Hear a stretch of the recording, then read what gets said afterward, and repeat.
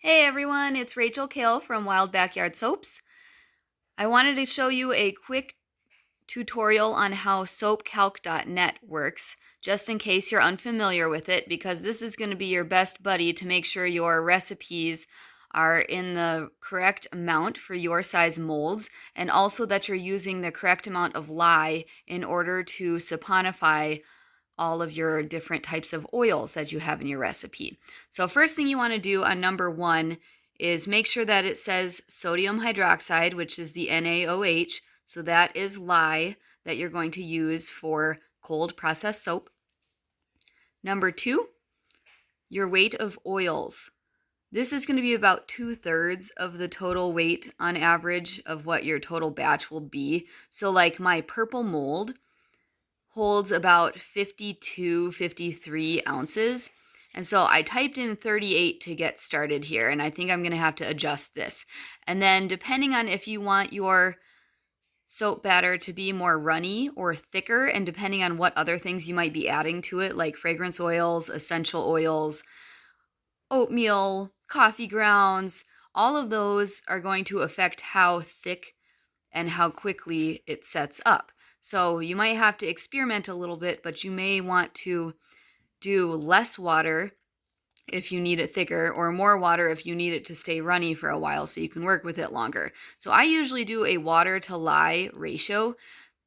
The lowest water to lye ratio that you can have is 1:1, because you need at least 1 part water to 1 part lye in order to dissolve all of the lye. But on average, a lot of recipes are somewhere between 1.8 and 2.2. So I often just go with 2:1 ratio of water to lye. So if you were to click on water as percentage of oils or lye concentration, it will show you those as well. Like that would end up being like a 33% lye concentration, or like the water as percentage of oils would be like a total of like 20, 22%, something like that. So depending on what recipe you're looking at, you may end up plugging in a different one of those numbers, but they're all different versions of saying the same thing of how much water you want to have in your total solution, and making sure you're sticking within a safe range that's still workable. And then most people like to have anywhere from like a 3 to 8 super fat percentage, which is basically just a little leftover oil that the lye does not saponify. So you want most of your oil to be saponified and turned into soap, but having a little bit of oil left over, number 1, prevents any chance that you accidentally added too much lye, so that makes for sure that it's a safe ratio.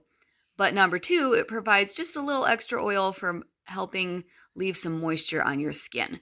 So most people go somewhere around 3 to 8% on the super fat. And then if you want to use the fragrance calculator on here, you also would want to look up online what a safe percentage of fragrance, or like how many ounces per pound you can put of that fragrance or essential oil to make sure that it is safe, and if you like a lighter smell or a stronger smell. So I'm kind of just going with a 0.8 ounce per pound of soap right now, just for an eyeball here, just to check it out and look at this recipe, because that will accommodate for part of the total weight of your recipe.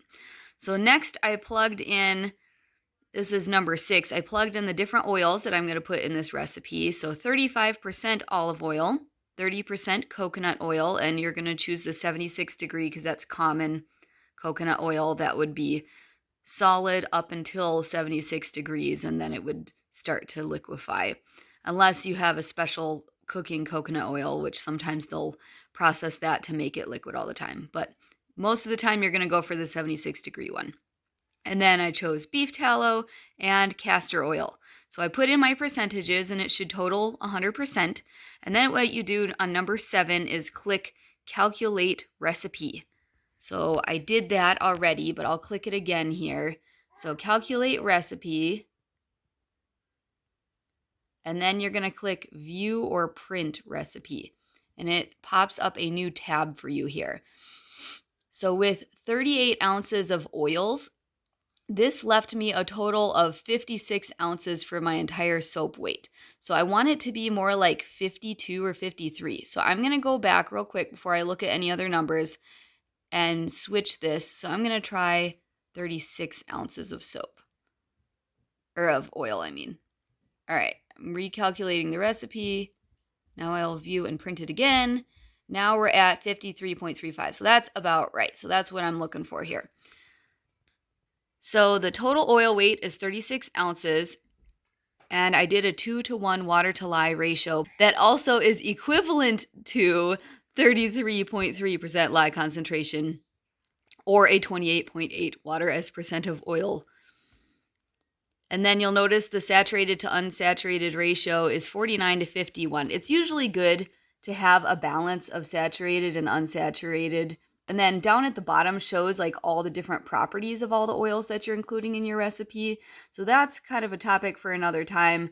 You'll really want to do your research and decide what oils are important to you and kind of their different properties. Like a couple of common ones, you don't want more than really like 33 to 35% coconut oil because it's very cleansing, so it can leave your skin dry if you have too much.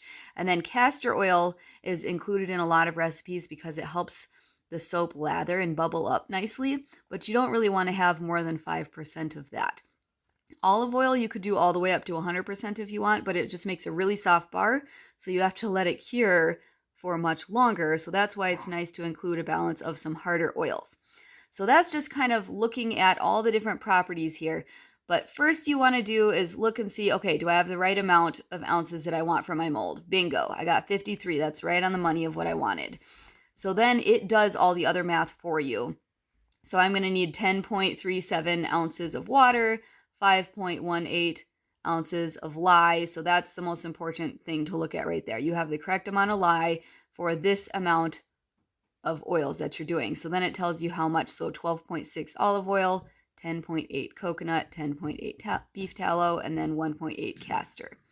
So now you have everything that you need in order to do this recipe, and then you can decide if you want to stick with their amount of 1.8 total ounces of fragrance for this batch, or if you want to do a little more or less depending on the property of the oils. So that's something you'd want to look up on a fragrance calculator such as brambleberries. So let me know if you have any other questions in the comments below, but I hope you found this helpful. And now you can calculate and resize your own recipes to verify they are safe and the right amount that you need. Have fun soaping.